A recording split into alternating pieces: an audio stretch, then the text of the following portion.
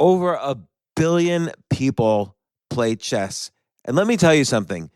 Even if you're not interested in it, let me tell you something about chess. It's two armies facing each other on this board game, and they're going to war. And this is called the Game of Kings. Kings used to play this because it's like a safe way to practice war without anybody actually dying. Even though losing a game of chess you feel like you're dying. Like I was just in a tournament yesterday and I saw a kid. It was in the final round, and this kid was like a teenager and he was losing his final round game, and he started crying at the board. It feels really you sit there for 4 hours, 5 hours, 6 hours sometimes, and you're putting your whole brain into it, and all, like, supposedly Magnus Carlsen, the best player in the world, burns 10,000 calories a day playing chess because that's how much energy the brain takes. But anyway, you're putting all this energy in and you lose for after all these hours of trying so hard. You feel like it's like a death, and people cry. I've cried after losing, but also it's like this safe way to practice adversity in life. Like I've won a lot of games in my day, but I've also lost so many games. It's a great way to practice losing, feeling horrible, and then coming back the next day, having learned from it, bouncing back just as strong. And I think people have realized this in our culture lately because, first off, we had the TV show The Queen's Gambit, which made chess incredibly popular throughout the world. Popularity zoomed, people started playing. And also, if you watch, I noticed this, if you watch any TV show or movie, there's always the hero or the smart guy has a chessboard in the background. Like, it's just part of our culture. There are novels about people going insane playing chess, like The Defense by Nabokov, or The Royal Game by Stefan Zweig, or of course The Queen's Gambit by Walter Tevis. By the way, the guy who wrote The Queen's Gambit also wrote The Hustler, which became a movie starring Paul Newman about shooting pool, and he also wrote The Color of Money, which was the sequel to that, starring Paul Newman and Tom Cruise. So chess is an interesting subculture, and this novelist who wrote The Queen's Gambit writes about subcultures. And I could tell you, the stories of that subculture are insane. But also very important is chess has helped me in career. Like, if people hear you're a chess master, it's meaningful in some way. It might not really be as meaningful as people think, but people do attribute it to some cultural significance or intelligence or whatever, whether correctly or incorrectly. Helped me get into college. I would not have gotten into any college if not for my chess background. Helped me get a job. I would not have gotten the job if it wasn't for the fact that the guy who hired me was a lower rated player. My very first job back in 1994. Anyway, a couple years ago, I was in Norway. There's a famous tournament, Norway Chess. Magnus Carlsen, the best player in the world, was playing in it. And I ran into this guy, Peter Doggers, and we were just talking. I said, "Oh, are you a chess player?" And he's like, "Nah, not really." And whenever someone says that in these chess settings, it usually means they're practically a grandmaster. And so I said, "Oh, let's play some games." And I figured I would crush him, and he crushed me. So he was a very good player, and he's been a chess journalist for forever, and he works for chess.com. And he wrote a book, a really great book, The Chess Revolution, about all the ways in which chess has contributed to society, and all the kind of intrigue and drama and stories going on in chess now, and its significance in the world right now, and everything that's going on. Like, why has it become so popular? Why has it taken the world by storm? Why is it easier to get into college if you have a chess playing background? What's this role of computers and AI and cheating on chess? How do you solve, with AI in general, how do you solve the cheating issue? How do you know if people are using AI in something like chess? Again, chess has become a safe way to practice the great problems that we are facing here on Earth.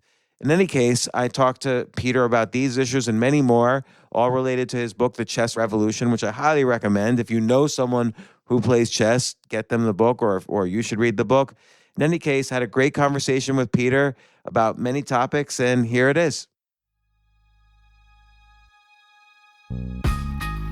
This isn't your average business podcast, and he's not your average host. This is the James Altucher Show.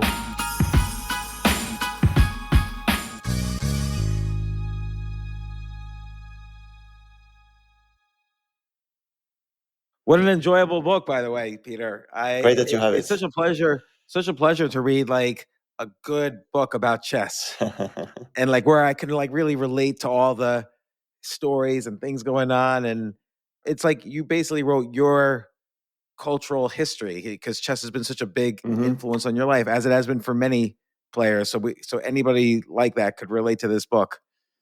Yeah, I hope so. Yeah, exactly. And in the end, I'm covering more topics and pathways than I originally intended. And then, yeah, I sort of hope that the effect of that is that it's also possibly going to have a wider audience than I initially thought it would have. So let's see. Yeah, I think it's gonna be great because look, the Queen's Gambit, as you point out many times in the book, sort of kicked off this chess boom. The Queen's Gambit combined with the pandemic, Yeah. like everyone's staying at home Yeah. looking for something to do. And maybe Pog Jams in the middle a little bit as well. But yeah, But then, as you pointed out too, it's a mystery. In 2024, chess is more popular than even after the Queen's Gambit show appeared on the air. Definitely. And now there's like there's going to be a movie maybe about the chess cheating scandal. There's other chess TV shows coming out. So chess is becoming this, popular thing. So your book's called the Chess Revolution. What do you think? What do you think is really happening underneath this? Like, what is the appeal? And then I want to talk about issues like what is the nature of talent and skill, because chess is sort of like this laboratory for that, but it applies to almost every field of life. Yeah, well, actually, this morning I was speaking to Danny Ranch, actually sort of listening to him, because the thing is, we're recording this from Cancun, where chess.com, the biggest chess platform, has its 12th company meetup. And we literally have hundreds of chess.com employees from all over the world walking around here in this Hilton resort, and all kinds of sessions and talks.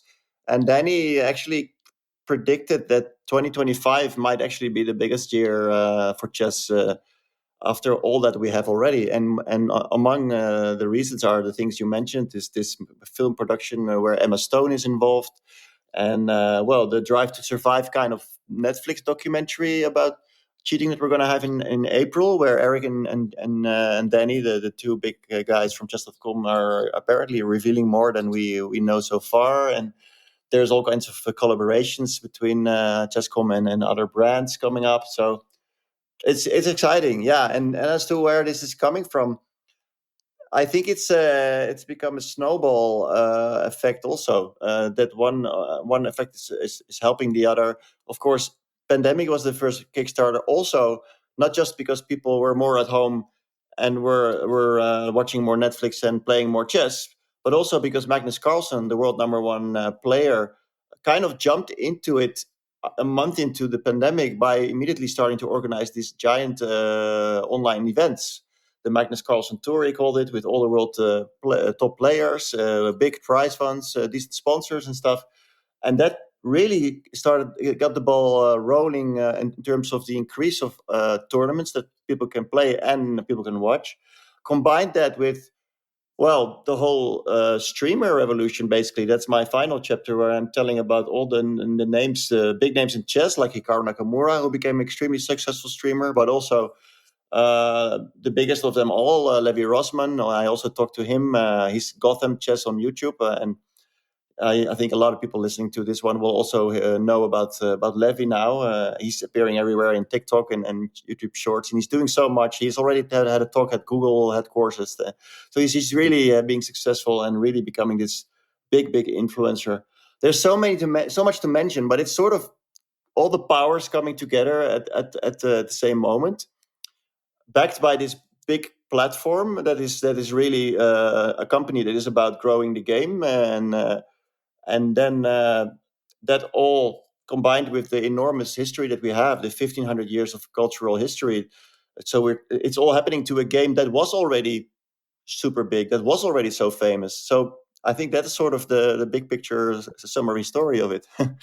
Yeah, like you mentioned in very like one sentence in the book that over 2,000 movies, feature chess in Yeah, some I way think or other. more. Yeah, yeah, But I think it's actually much more. yeah, I would say probably 90% of the TV shows I watch, chess is at some point, yep, even if the show has nothing to do with chess, at some point chess is either mentioned or there's usually a chessboard in the background, or yeah, like the main character yeah, who's a police detective or whatever has a chessboard. So yeah, there's this metaphor of chess as being, you know, this metaphor to being good at war or being smart yeah. or being clever. Thinking ahead, of course, and thinking 3 steps Yeah. ahead, 4 steps ahead, stuff like that. Yeah, definitely. Yeah. Yeah, no, And then there's I'm giving examples of funny scenes from Friends and Seinfeld, and there's it appears in The Wire and The Big Bang Theory, and in last season of The Crown there was a big chess scene. I mean, the biggest series and of today and the biggest films have chess in it. It's just incredible, really. yeah, and I don't know if it's so incredible, like Yeah, in exactly. the sense Maybe that not. right, like it's not like this is that part. It's not like that part is new. There's Hmm. always been a rich cultural history of chess. It's always been associated with, correctly or incorrectly, with intelligence, with metaphors to war, to, Yeah. like you say, thinking ahead. And now, one thing which is contributing to this boom, I think, and I'm curious what you think about this, is the amount of parents who think/know that if their kid is good at chess, they're going to get into a better college. Hmm. I think that's a big part of it. Yeah, although I think that image of chess is not that new. I mean, when I was young, it was also already like this connection of with intelligence and stuff, right? But at the same time, I do think we have to admit that there was also always a bit of a connotation of a nerd activity. I would say when I was young, I really thought it's a game played by old men, and Yeah. I do think that one of the biggest changes in the last 5 to 10 years is that image has seriously improved. Partly because of the simple facts like for example, female participation has increased, thanks to the Queen's Gambit, among other things. And now this boom that was the highest in January and February 23, by the way, this enormous peak that the biggest peak so far that we had. We saw that the biggest age group coming to chess.com as new members, and we were talking about almost 9 million new registered members, both in January and in February 23, which is just insane. And the biggest age groups were, well, the biggest one was, I believe, something like 15 to 21-year-olds. And the second biggest Mm. age group was 21 to 26-year-olds. So it's really a young generation, high school students, even, you could say, that started to embrace it, and that I think is largely due to the connection of the internet and the streamers, and it's so present in video. Chess.com also, we have now this huge event of how to say content team. I think we have maybe in total, if you include all the video and social media, we have like 100 people working only on content, video Wow. content, article content. So we are really pushing the stories around the game and the stories around the players to all the channels that we can, and that is also bearing fruit, I think. Yeah, and it's interesting too. I think it helps. Again, this is for better or for worse, but depending on who the world champion is or who the strongest player in the world is, Hmm. that has some influence on what's happening in the chess world. Like Magnus Yeah, Carlsen was seen not as a nerd, like the opposite of a exactly. nerd.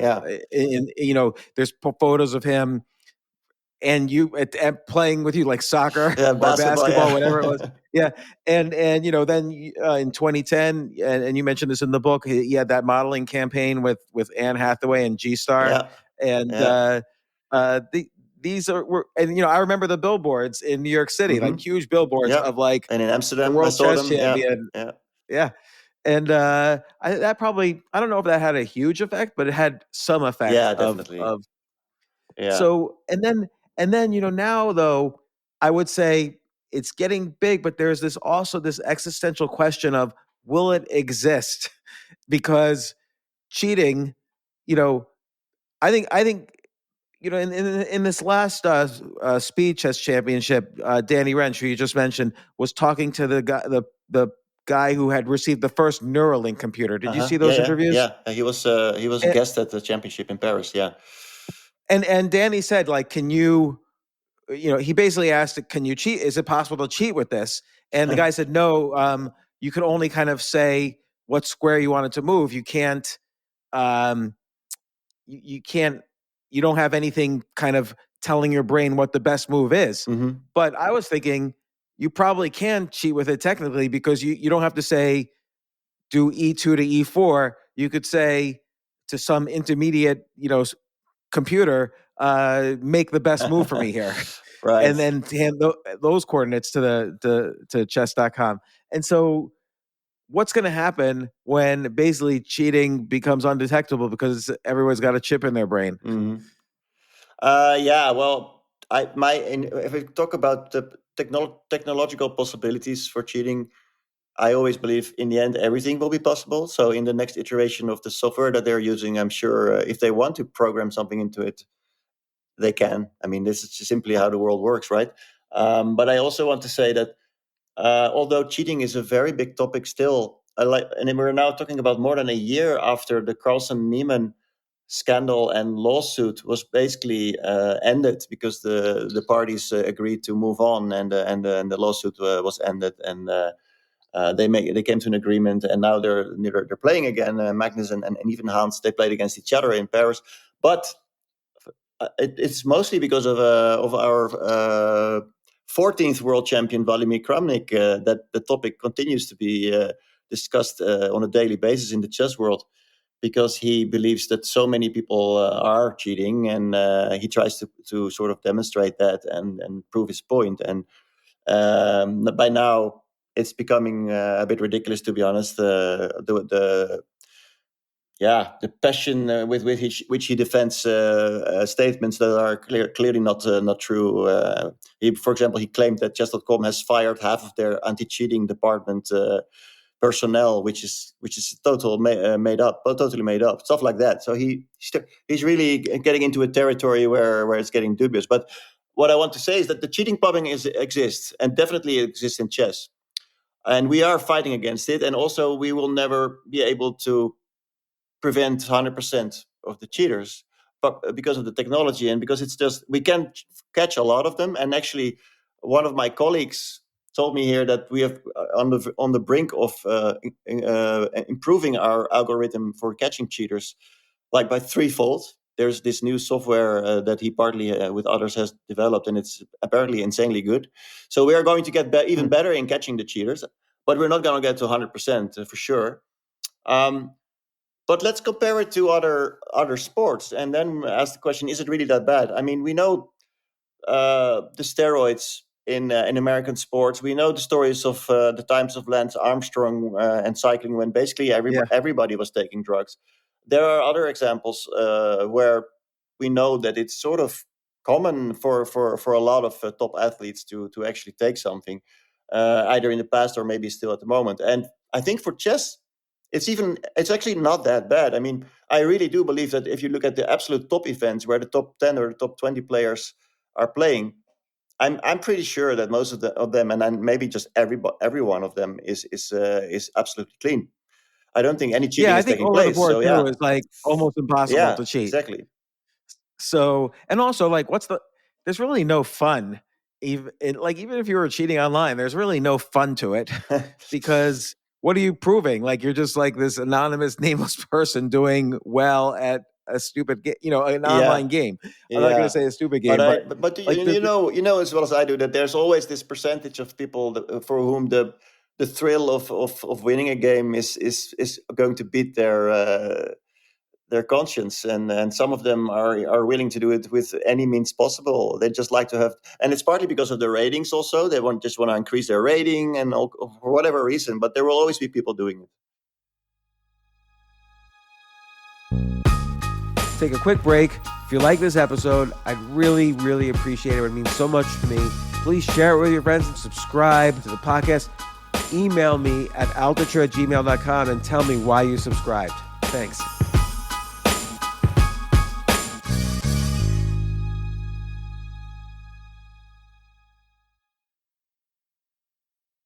So rating system Mm-hmm. is how chess and other sports actually have used the same rating system, like ping pong, Yep. table tennis Yep. it uses the same rating system.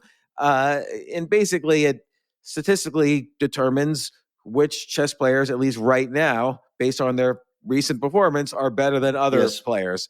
And it creates this enormous psychological hierarchy. Like, even though it really doesn't mean anything, like it won't affect your Mhm. employment, it won't affect it won't, unless you're like a top 10 or top 100 in the world chess player, it doesn't really affect anything in your life. And yet people are addicted to this. Like, they go insane. Like, we just saw this in the US Championship. Some player was just so frustrated at a loss. But let's just say police got involved. I won't say anything more about it. Mhm. But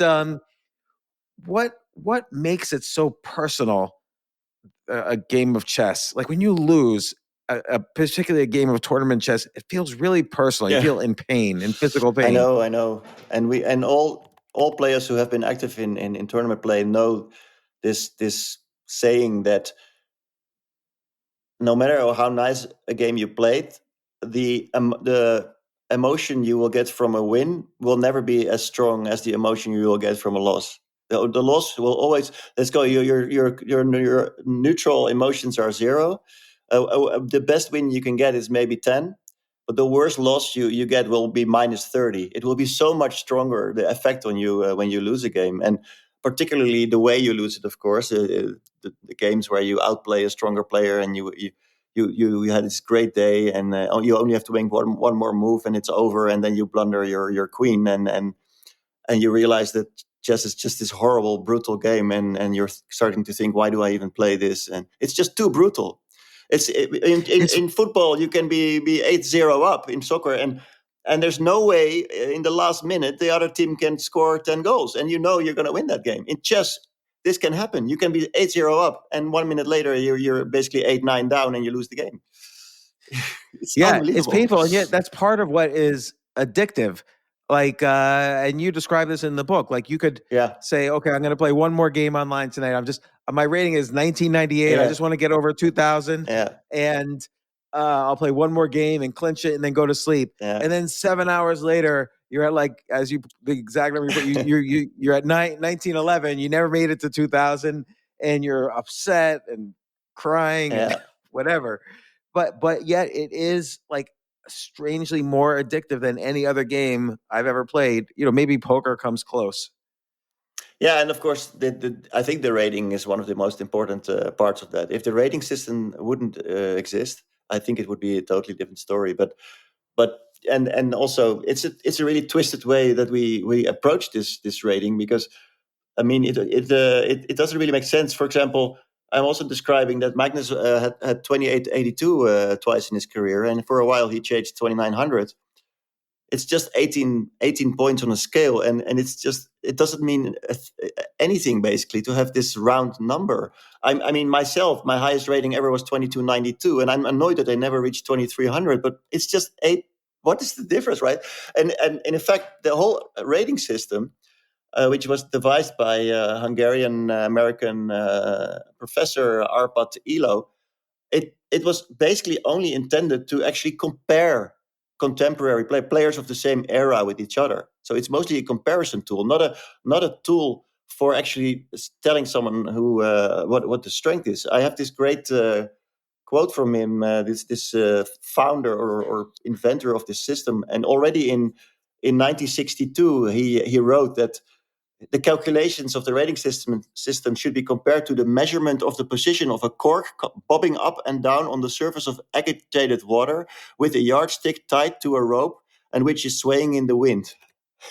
So that's saying something about people use it as a goal, as like life goals. People say, I'm gonna quit when I'm 2400 or 2300. No, but it's the same. Whatever. Yeah, I mean, I'm running. I'm now running a lot these days.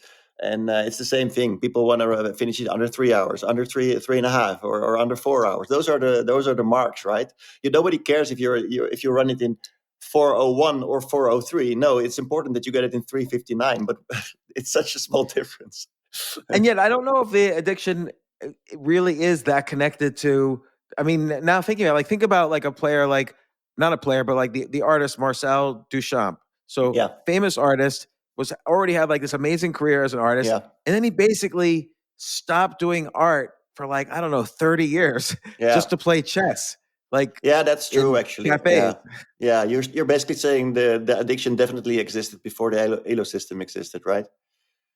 Yeah, although I know the rating system, the Elo system pumps it up a Yeah. little bit because I Yeah. will sit there aiming for like a certain Elo, Mhm. but and again, it's all these people like Duchamp that gave up an entire career. Yeah. Many people have given. I've known many people, particularly in New York City, like homeless people who have given up their lives just to play this game.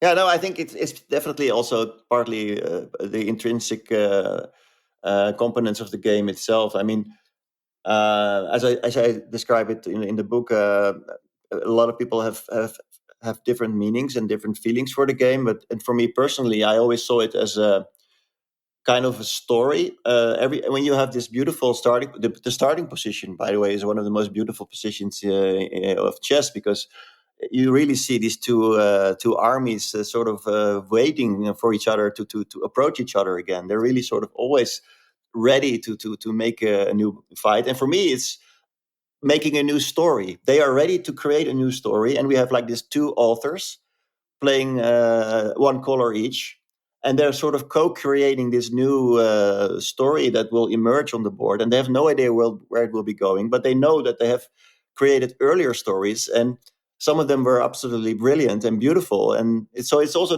always this excitement. Okay, we're starting a new game, and where will it bring us this time, right? So and yeah, it's basically you're finishing a game, and you just set up the position, the starting position once again, and you immediately have this urge to try again. Basically, where will it bring us this time? Yeah, it's true. I mean, and no matter how horribly I might feel over the last game I had played, like if let's say it didn't go well, I'm always excited when I sit down for that new game. Like it's always a fresh start, and it's like ready to go. Yeah. So let me ask you this: you've been in the chess world for decades. Are close chess players to 2 decades? Yeah, 2 decades, but you were a player since you were true, a kid. True, yeah. Are chess players smart? Yeah, that's what we talk about. What I talk about in the third chapter, which is all about science and chess. And well, I think on average they are a bit smarter than let's say the general population. But of course, the main question is: was it chess that made them smart, or is people with a higher IQ somehow a little bit more attracted to the game, and so there is a bigger chance they will actually pick chess up, and therefore there will be better represented in the population of chess players. I think it's the latter, to be honest. But at the same time, there are some benefits of the game, and that will indirectly help them to probably use their intelligence well as also, I think, because well, I get, if you're young, a very clear example I think is it kind of teaches you to be more patient, to not make these spontaneous decisions without thinking. I mean, I'm teaching my own nephew who is 11 now.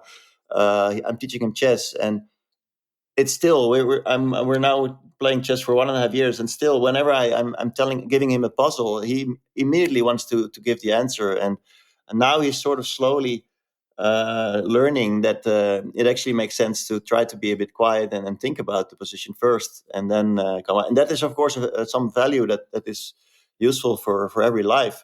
In chess we call it sitting on your hands, so you sort of it will make it harder to actually make a move on the board because it will take time to get your hands out of your under your legs, right? And so you're building this your appreciation of being patient and being thoughtful, and that can only help in other aspects, I think. And also it's hard to get good at chess, and Yes. this is all relative. Like no matter what your starting point is, it takes work to get better, and it's not like getting okay. You're a runner. It would be impossible for me essentially to starting from where I am now to run a marathon anytime soon. But with chess is something anybody can sort of, starting from scratch, can get better enough that they feel good about their progress. They could notice their progress, but it does take actual work. And you learn that skill of getting better at something, like that meta skill of getting better at something by sticking to a domain like chess, which is a very, concrete domain. It's as you mentioned in the book, it's a game of perfect information. You could study different aspects of the game and you could see your progress by measuring very quickly whether you're winning or losing. And one thing I always wonder, and I'm wondering it now because I'm going through this: how does one get better? I mean, I think people don't really know the answer, even though we all have worked at it. Yeah, well, my answer is the best way to get better at chess is to have this intrinsic, deep love for the game, and that because that basically means that you're automatically going to spend a lot of time on it, and that's the start you need. You really need that, and what the what's so what is both beautiful and interesting, and also a bit of a downside of the game of chess, is that I've always felt that when you start on it, when you're an absolute beginner and you learn the rules and you start making the first tricks, maybe the game is not that great yet. It feels a little bit like, yeah, why is everybody so crazy about this? It's not that great right now. But then, if you are somehow able to go further than a certain step, certain threshold, simply because you do kind of like it, or a friend urges you to play a lot, or you got this brilliant book from the library or from the bookstore, and you just absolutely loved it, and you finish it all the way through, and you somehow manage to keep learning for a couple of months, and you actually get to a slightly higher level, you realize that the game becomes richer. The game immediately becomes a bit bigger than you thought, and that is a process that will continue for a couple of years. For a couple of years, you're playing this game, and it's sort of growing because there's this famous exponential thing to it, of course, with the number of possible chess games to be played being bigger than the number of atoms in the universe. That is, you're learning. There's so many things that can be enjoyed. There's so many beautiful themes and tricks and ways of winning. Just like other sports, you can win in an aggressive way. You can win beautifully by defending beautifully. You can be artful, like Michael Tal was playing with lots of sacrifices. You can be super beautifully positional, like Petrosian and Karpov were doing. So there's all these styles, like you also have in other sports, where you can play. They used in tennis. We used to have what is it called? Baseline play, but there was also service volley. Doesn't really exist that much anymore.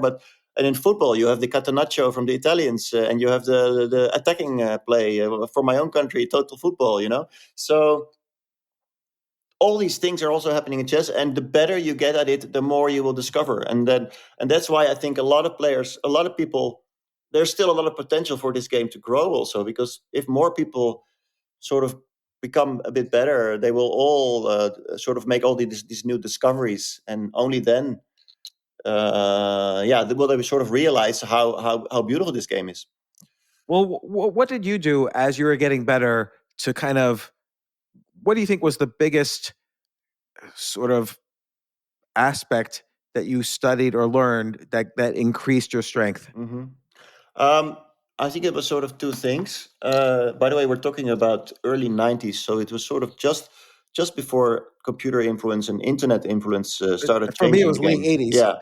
Yeah, but it was a similar age, I think, because basically the internet just started in like 93, 94 only, or ICC is from 95. Yeah. By the way, you have a great quote about ICC, but we can get to it later. I saw it. Thank you very much. No, ICC started because I had already left Pittsburgh in 94. ICC was around in like 92. Yeah, but I believe that was still ICS, the Internet Chess Server, and it became ICC in like 95. Anyway, it doesn't really matter. Okay. We're talking about early 90s. But anyway, for me, I think it was a combination of two things. I got a bunch of books from the library, and I like that. I mean, it helps when you actually like to go through books that are about chess, and you like to actually put the positions on your own chess set and you like to read and check the annotations, when you are enjoying that and you can read book after book, that seriously helps in getting better at chess. There's a lot of people who simply are not a big fan of doing that. They just want to play games, and and that's it. And that also works. You can also get very good by playing a lot of chess games.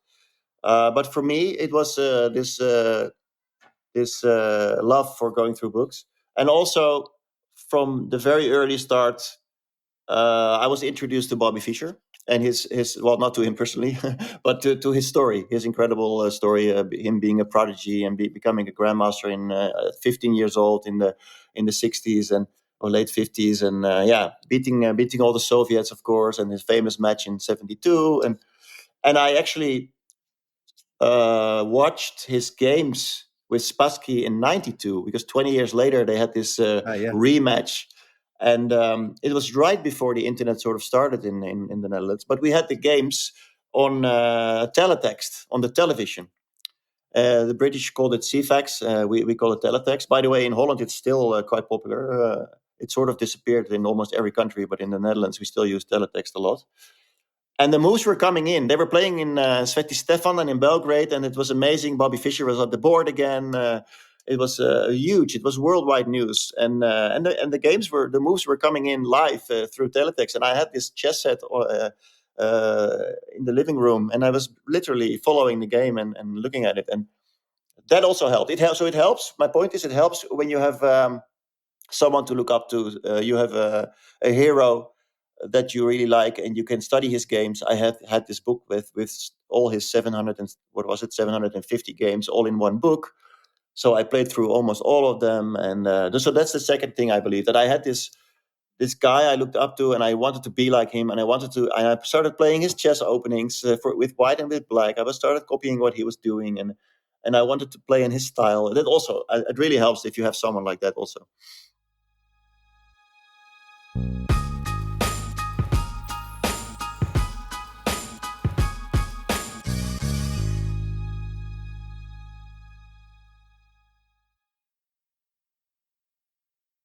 And it's interesting also, like speaking of Bobby Fischer, who contributed so much to chess being popular in the US, particularly in the 70s. There's so much drama in chess. Like, again, we've recently seen it with the Magnus Carlsen and Hans Niemann cheating stuff, but that's minimal compared to like Bobby Fischer versus Spassky. It was like the West versus, the Soviets. Yes. And then Fischer was like already very eccentric at that time in 1972. And Henry Kissinger, the Secretary of State, had to call Bobby Fischer and beg him to play. And then he lost the first game, forfeited the second game. It was unclear. There was so much drama. And then the drama didn't stop. Like, as you point out, like Korchnoi Karpov in the Philippines a few years later, huge drama. It became the basis, maybe, some of the basis for the theater show Chess that Tim Rice did. Yeah. And then Karpov Kasparov, like, and how Kasparov like did all these draws to avoid losing the match. It was maybe the longest match ever, and then the match was canceled when Karpov started to break. Every kind of sort of decade or set of years, there's another huge dramatic story that's like a thriller. Definitely, somehow chess lends itself to these personalities and these dramas that I feel like other sports don't really have. Yeah, it's true. Yeah, and I think partly this is because of the same things we were talking about. It is, in the end, it is a game that just everybody knows, because it is everywhere. Actually, I don't write it in this book, but I see it as a bit of a paradox, because it is a niche, but it's at the same time it's mainstream. So it's the most mainstream niche that we have in our culture, sort of. Right. And 600 million people play it. Well, you say in the I think more. I think more these days. Yeah. Yeah. So let's say 1 billion people play it, and yet, like you say, it's considered this odd thing if you're really good at it. A little bit odd, maybe. Yeah, but no. But let's put it this way. I think in '72 when it was West versus East, and Nixon was involved, and Nixon invited Fischer to the White House after he won and all that. The thing is, it was the Cold War, and it was also, what is it, 10 years after the Cuba crisis, a missile crisis, and it was still this feeling of a nuclear arms race, and will this lead to World War III? That was always, I believe, a little bit in the background of people's minds, and suddenly you have these two guys from representing the two sides playing a game that is, in fact, from its origin, two armies opposing each other and getting into a battle, and then the next day again and the next day again. So it is this perfect metaphor for everything that is related to the human clash and the possible war between countries and stuff. So I think that played a very large role as well there.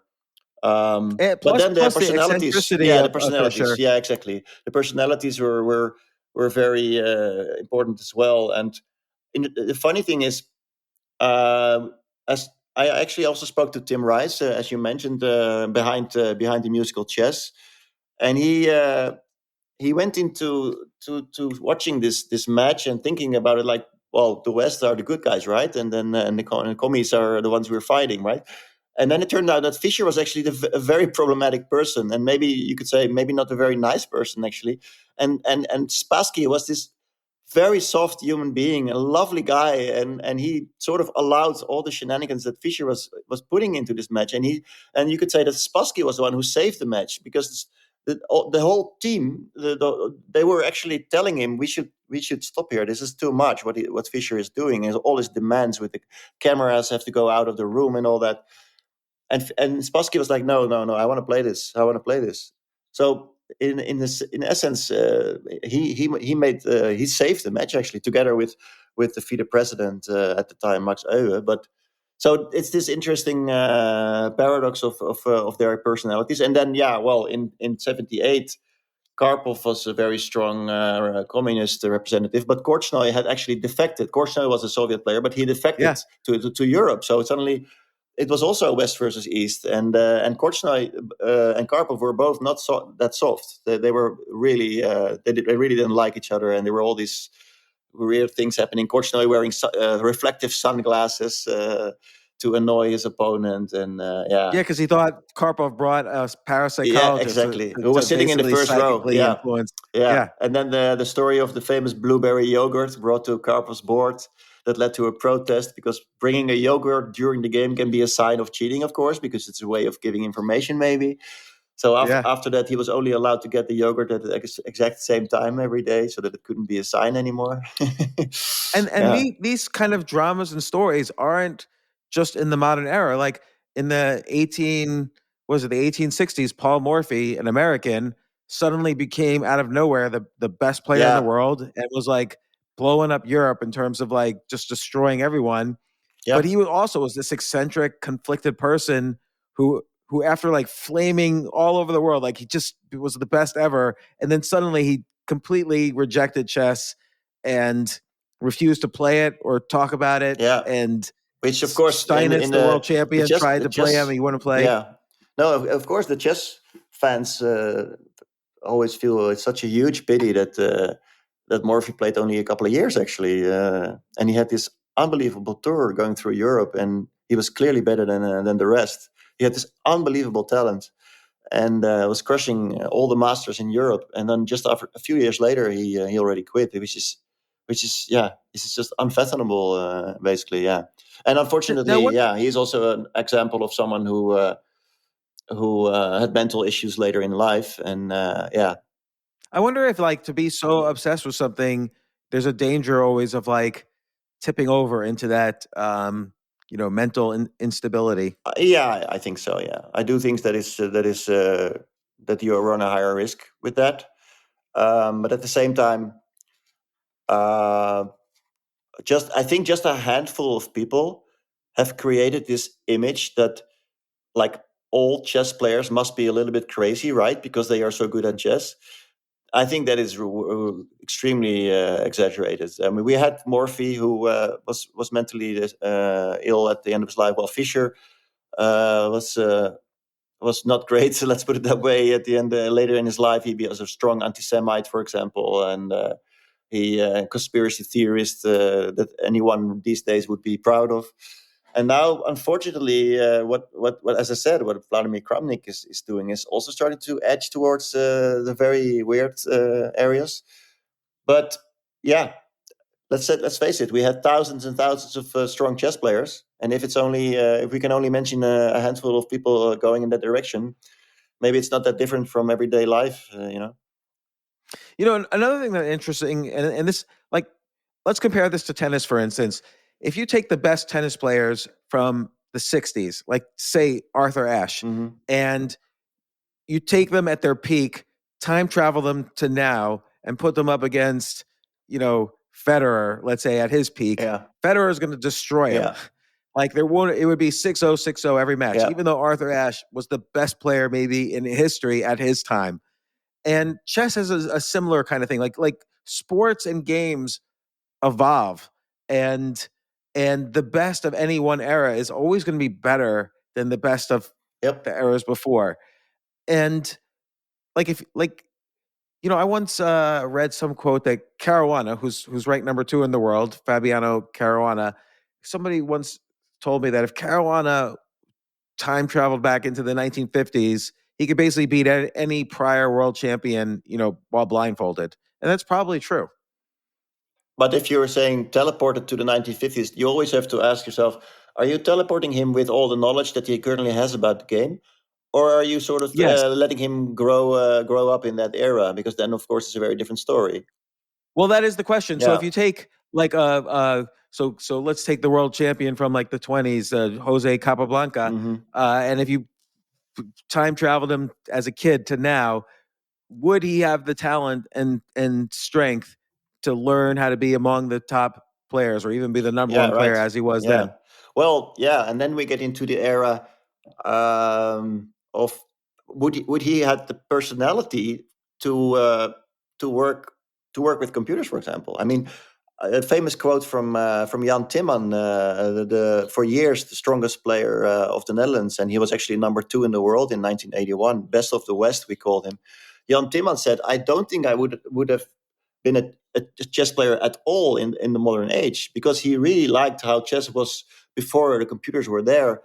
The preparation wasn't that much. Maybe they looked at something for half an hour in one of the books they brought in their suitcase, and that was about it. And afterward, they would go for a drink, and they would get drunk, and they would have these amazing discussions at the bar with the other participants.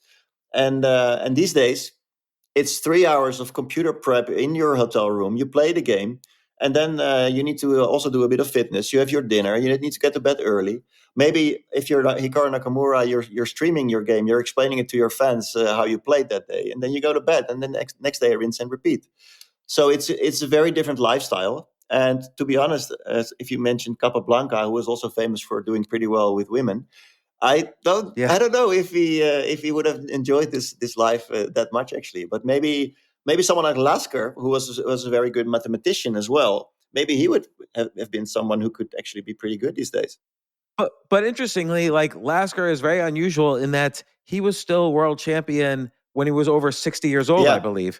Yeah. And there's one section in your book, it's actually part of the chapter on cheating, but you mentioned this player, Gaussis is his last name? Rousis, yeah. Rousis. And he was, people suspected of him cheating because it was unusual for someone of his age, he was 58, to suddenly improve so much. Yeah. And I'm sitting here thinking at 56, hey, I'd like to improve, but maybe it's just not possible. I don't know. Like, here's somebody who actually was suspected of cheating simply because he went up like 100 rating points, and it turned out he was cheating. So, well, I wonder. I'm 49. You're in your 50s. To be honest, I do think that people like us can improve. But I don't think almost anybody of us wants to make the sacrifice that it needs, because I think we would have to spend at least 4 hours a day seriously on chess on a daily basis, doing lots of training, working with a good training program, and maybe a bit of fitness even. We would have to play like at least 6 tournaments a year, I believe. Get get the games properly analyzed or analyze them ourselves, it's like you would have to change your lifestyle completely, and just about half of your day, every single day, half of your day should be dedicated to the game. For one thing, are we really going to enjoy that? And second thing is, we will have so many other commitments, and we just cannot do that. But only if you really can make that enormous change in your life, and you can sort of put it in the highest priority, sort of. I do think we can still improve. Yeah, but yeah, who has the time for that at this stage, right? Yeah, but I do think kids have some extra benefits they bring to the Of table. course, Like yeah, of course. they have more energy, they have more stamina. Yes. Their brains are like this is like scientifically shown. Like their brains are just quicker. And the part of their brain that does calculation and visualization is probably faster than when they get older. No, that is for sure. Yeah, that's for sure. And I think that means that if they would do the same, maybe in the same period of 6 months to a year, maybe they would get to 150 elo points stronger, or even 200, and we would only get 75 elo points stronger for the same effort. Because yeah, exactly, we our brains are not that great anymore at this age. Yeah. So now with a billion people playing, movies coming out, the streamers have taken this to a whole new level of popularity. Like, because it's not just like as you said earlier, oh, our chess players somewhat nerds or nerdish. Like you see these streamers, they're all like good-looking people, and just like in any game or sport, the good-looking women do very good streaming, and the great players do very good streaming, and so there's all these things that are contributing to its popularity, like the internet, the culture, the entertainment world, the rise of platforms like chess.com, so everybody can play all. I mean, how many games are going to be played on chess.com this month? I don't know the numbers, but we're talking about more than I think that these days. I don't know, what is it, like 30 million a month or something like that? This is a number I vaguely remember, but I think like over 1 billion a month. I so thought. maybe 30 million is actually daily then. Yeah, I think it's because 30 that's the million number. a day. Yeah, that's probably a day. Yeah. That's the number I have in my mind, but I forgot. Yeah. So like this boom is going to continue, and what what does that mean? Like should everybody learn to play chess just to kind of like just the way everybody learns to play golf or whatever? I wish chess was like golf. I wish like you could professionally like hang out with a bunch of CEOs and network by playing chess, but that doesn't really happen yet. Oh, I don't know. Sometimes it does. I mean, there have been some events. Actually, I remember, but actually quite a while ago, maybe more than 10 years ago, Magnus was at some point on a tour through California, and he actually met several billionaires. He met with Mark Zuckerberg. He was on television with Bill Gates, where he destroyed Bill Gates in like 7 moves or something. And he met a few others, and there was like a party where some of them also gathered. So this kind of thing sometimes gets organized, and I think there's more stuff happening. We are making connections with the NFL, for example. We had an event in April with the NFL. There was a disc golf chess connection, also a disc golf event where chess players were participating. Magnus himself, by the way, is seriously into golf these days, and he's improving rapidly. Of course he is, because he's getting good at almost everything he does. But not on the level of chess. But still, I wouldn't be surprised if that in the future could lead to some kind of golf cooperation with chess in our platform. So there are so many possibilities. And there's another aspect too, which is kind of the subculture aspect, which is like you've been playing in tournaments since you were a teenager, right? So there's people you probably run into that you've known for decades now, because of the chess world. Like, and I think this is what Walter Tevis, the guy who wrote The Queen's Gambit, captured so well. Is there's an interesting subculture once you get into it, just like there is with. Like Walter Tevis, by the way, he wrote the book The Hustler, which is a great movie with Paul Newman, and that has an interesting subculture. And he also wrote The Color of Money, which is also in the pool subculture. And it's interesting. Like poker's got a great subculture as well. Yeah. And I bet a lot of people don't know that the same guy who wrote Queen's Gambit wrote The Hustler. But he was very good at capturing subcultures. Mhm. And Rounders, which he didn't write, that was Brian Koppelman. Mhm. But Rounders is a great movie about the subculture of poker, and chess has that feel as well. Yeah, There's something nice to me about that definitely, subculture. definitely, and more of that we can see. It should be done, I think, also. Yeah, for me personally, I have a great group of friends, and we actually, for example, we get together every year at the famous Wijk aan Zee tournament in the Netherlands, and we always play the first 3 days, which is what we call the weekender, with 3-day event, and we always book a hotel already in August for January. And it's always so great to get together again. It's like sort of a yearly reunion. Although now we're also playing a bit more often in other events sometimes, and yeah, it's a great way of having of sharing friendship and having this common thing that you do. And but yeah, there's so much to talk about. I mean, the way people prepare these days, but also the way people behave in the playing hall, and what they wear, and some tournaments having a dress code and others don't. And yeah, well, also, to be honest, also how we're still struggling, I have to admit, with female participation, and how we should really improve that, because we had things like sexual harassment cases in recent years. So there is a lot that can still be talked about, and I would love to see more of that. To be honest, there is something new coming out also. It's actually already out, which is about the Kasparov Deep Blue matches, which we haven't talked about. Yeah, the big part of the book is also about AI. And this Kasparov Deep Blue, IBM's Deep Blue, that was always seen as this big moment, of course, for AI and for chess, because the human player lost to the machine.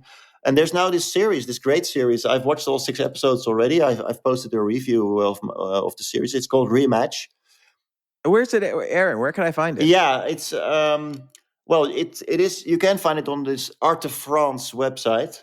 But yeah, it's the thing is, it's not really available in many countries, I believe. I mean, it's basically for a French audience, but it is in English. And I believe it should be soon on HBO and maybe even Disney Plus, because and especially Disney Plus, because that is actually what it's saying at the start of every episode, that there's this cooperation with Disney Plus. So it should be appearing there, but I'm not sure when. And is it documentary style? No, it's actually a drama. It's like the Queen's Gambit. It's actors, and that's fascinating. they play this whole thing, and they add all kinds of elements that actually never happened, but make it even more exciting. To be honest, I was very positive about this series. I really loved it, and so yeah, again, an example of that this event that was happening in '97 became so much bigger than just a chess event. It's part of our common culture where AI and chess came together, and yeah, famous enough and important enough to now be put into cinema. Well, and the reason is because people thought that was the goal of AI. That if AI could somehow beat humans at chess, then it was thinking like a human. Like that was considered, that it was supposed to be in the 1950s. Intelligent.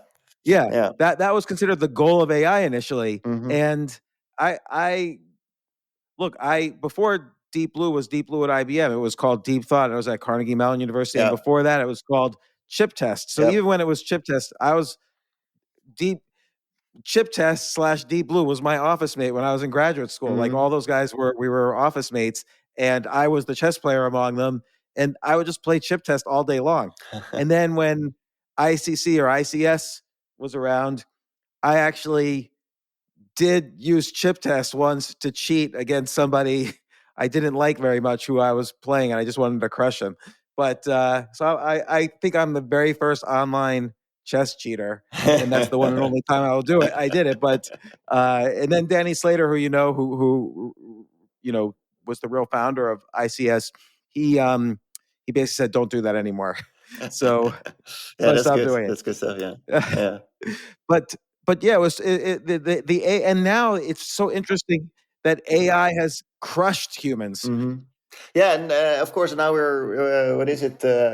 27 years after this match, and it's also very interesting how AI continued to develop, and also how we now look back at this match and think very differently about it. Kasparov himself, as I'm describing, right very soon after this match, there was not coming a rematch coming. It didn't make any sense for IBM to do another third match. We have to. I want to say, and Gary always says himself, I did win the first match. So so in a way, you could say there were 2 sets and it's 1-1, and there should have been a third set. But okay. But yeah, after that, Gary really started to embrace this concept of why don't we cooperate with AI instead of fight against it? So he actually played chess matches where it was actually allowed to have a computer next to you and use it. He called it advanced chess. It only took a few years, but it was an interesting experiment. And Yeah, yeah, I remember that. there were more human machine matches, and I'm sort of explaining that the real moment where computers became too strong for humans actually was a few years later. I would say around 2005. But and then the whole development of computers becoming this big tool because they were too strong to play against. They became this big tool for helping analyzing games, analyzing chess openings. And then, of course, the next step, AlphaZero by Google DeepMind.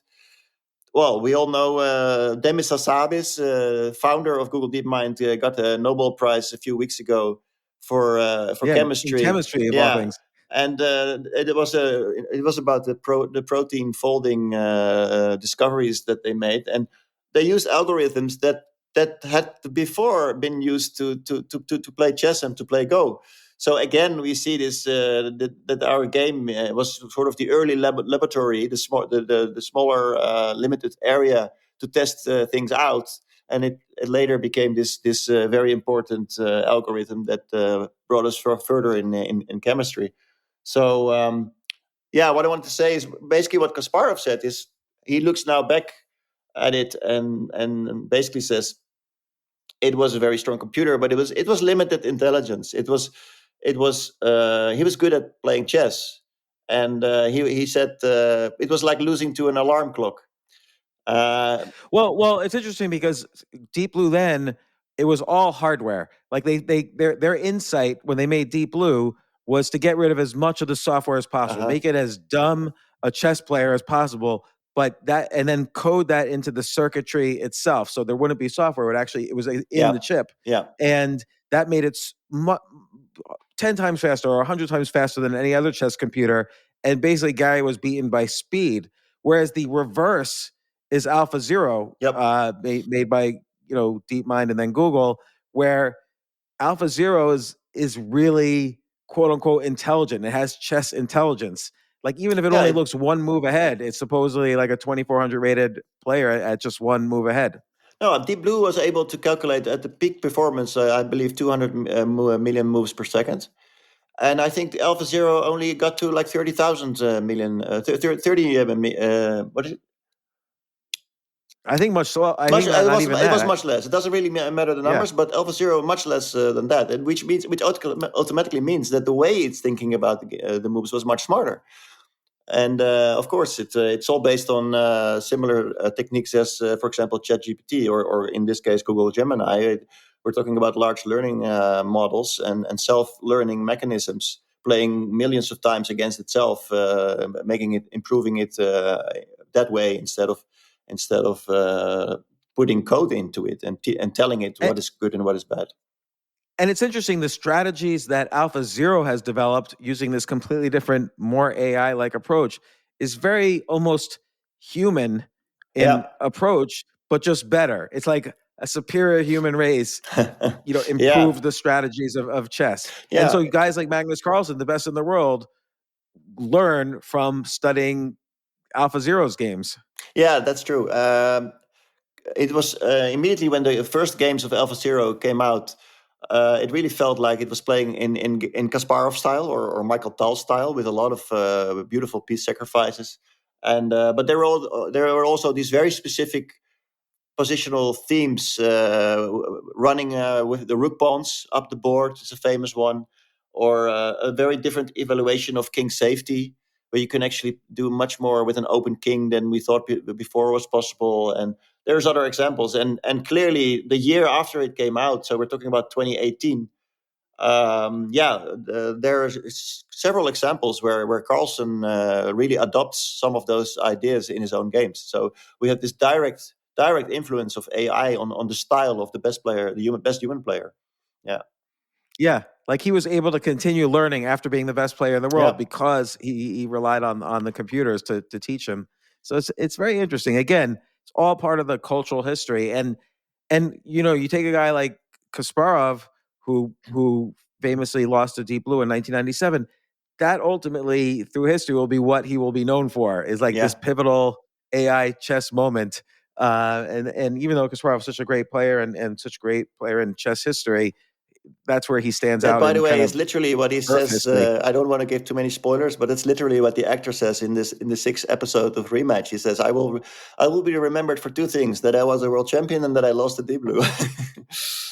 Yeah, yeah, and look, even though he might be the greatest of all time, there's always the just like in basketball or tennis, there's always the question like who's the greatest of all time, and Gary, Magnus, and Bobby Fischer are the Yeah. leading contenders. I would still say put in Capablanca into that, but Uh-huh. it's hard to No, and compare someone the else told different me eras. that I should have mentioned Morphy as well in terms of how much he dominated his peers in the 19th century. And I would argue that, Yeah, I was yeah, curious. You measured them in the book. You quoted people who measured based on how high quality the computer ranked their right, moves on right, average. yeah. But what about in terms of who dominated their numbers 2 through 10 Hmm. in during their time? Who's the biggest? Who had the biggest gap between themselves and their competitors? Right. Yeah, no, and then I think we're actually having to put both Morphy and Fischer somewhere number one, number two. I guess Fischer might be number one there. And I'm also mentioning that this is what I'm doing in chapter 4, where I'm discussing these three players, Fischer, Kasparov, and Carlsen, and then I'm giving this whole discussion of who was the greatest of all time. Um, and so the sort of the conclusion is that you can sort of argue between Kasparov and Carlsen, but because Kasparov has been at the top longer than Carlsen has, we still have to consider that he was the best. And Carlsen himself considers Kasparov the best of all time. But, Well, I but think he's yeah, being polite. Like he's not I'm going to not say, "Well, sure. I'm the best of I'm all not sure time." because he recently repeated it. But let's say if he continues for a few more years and he will always remain the number one in the rating list, then at some point I think he might change his mind. I think so. Carlsen is extremely honest about these things. So Yeah. about himself, always very self-critical. So, but anyway, what I do make the point is that I'm basically comparing Fischer to Bob Beamon, who had this incredible world record in the long jump at the Mexico, I think Mexico '68 Olympics it was, and then only in '91 it was broken. So it was a very long time. We were talking about athletes getting stronger and bigger just about every 5 years. But this was a record that stood very long, and and that is a comparison I make with. You can also talk about Jones Griffith in the speed in 100 meters. Of course, she Mm. was maybe even a better example of being ahead of her time, and that is where I put Fischer.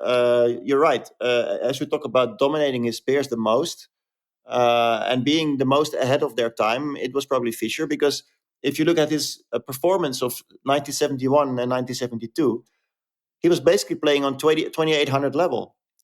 And that is who are we talking about these days? We have one player above 2800 and or two actually. I think now Caruana and Magnus and Arjun, this talent from India, Arjun Erikaisi.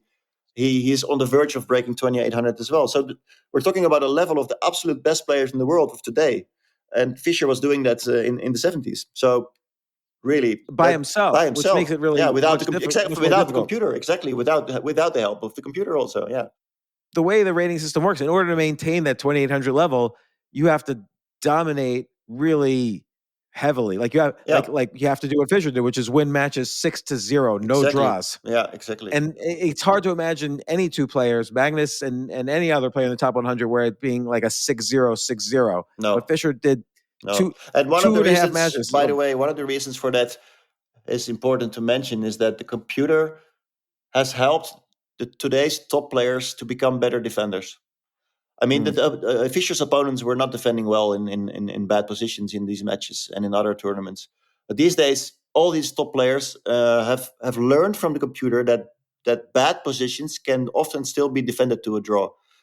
And they've learned that the evaluation they feel might not be the biggest problem, and also they've learned the techniques of the computer of how to do that, and so more bad positions are defended to a draw these days than in those days. So that's a part of it, I think. What just as a last thing, and I'm just curious, what are your favorite chess novels? So obviously, The Queen's Gambit was a great novel by Walter Tevis. Is there any others that you read or grew fond of? Yeah, well, I do like Nabokov's novel a lot, Lucian's Defense or This Defense. Yeah, Defense. And yeah. I'm also quite fond of the movie, by the way, with John Turturro and what's her name? Was it Emily Watson? Oh my God, I never saw that. There's a movie of The Defense. Yes, definitely, and it's actually directed by a Dutch director. So yeah, you should see it. It's already 20 years old or something. It's quite a while ago. Wow, I never even heard of it. I kind of liked it too. Yeah, it's not a spectacular movie, but I like it. I mean, John Turturro was pretty good in it. Yeah. You should see the movie Fresh. I noticed you didn't mention the movie Fresh. When you list some movies, you didn't mention the movie Fresh, which is really great. A Washington Square Park chess movie. Okay, I will make a note. Like had a thriller aspect to it as well. Yeah. To be honest, we were talking about movies now, but I remember seeing Night Moves for the first time with Christopher Lambert. I also really loved that at the time. I don't know if I would still love it today, but when I was young, oh my God, I saw I haven't seen that. It was a thriller from the 90s and also with chess, and I was like, wow, this is quite funny. Yeah. Novels. Well, it's not really a novel, but yeah, I mean, just about everyone loves this. But this we're talking about Through the Looking Glass, the sequel to Alice in Wonderland. I mean, that's just absolutely brilliant, and of course, also beautiful movies made out of it. But just this great writer with brilliant feeling for English language, and making chess such a big theme in what is still one of the most important children's books in literature is also amazing. Yeah. Well, now you have entered your own entry into the kind of oeuvre of chess literature with the Chess Revolution. Look, Peter, I always enjoy talking chess with you. We've run into each other now in Norway and in Amsterdam as observers, simple observers to these mega chess events with all the greatest players. And those are so much fun for me to go to, but it's hard to do it. Like you have to really, take a break from your life to attend those. But always a pleasure running into you and talking to you about chess. Yeah, likewise. And one thing I remember, like in the first time I ran into you in Norway, when we were at Norway Chess, and I said, "Oh, do you play?" And you're like, "Nah." And here you are, like a 2,300 player. Like I've noticed that these big tournaments, everyone who says they don't play chess, it means they're like 2,400 or at least 2,200. Well, I'm now 2150, but yeah, I used to be better even, but yeah, I'm not. I guess I can say I'm not a horrible player. No, you're a great player, and thank you for coming on the podcast. Thank you for having me. Having this fun discussion about my favorite topic. You'll have to write another book about chess and come on again. Talk more about it. Sure. Thanks a lot. It was great.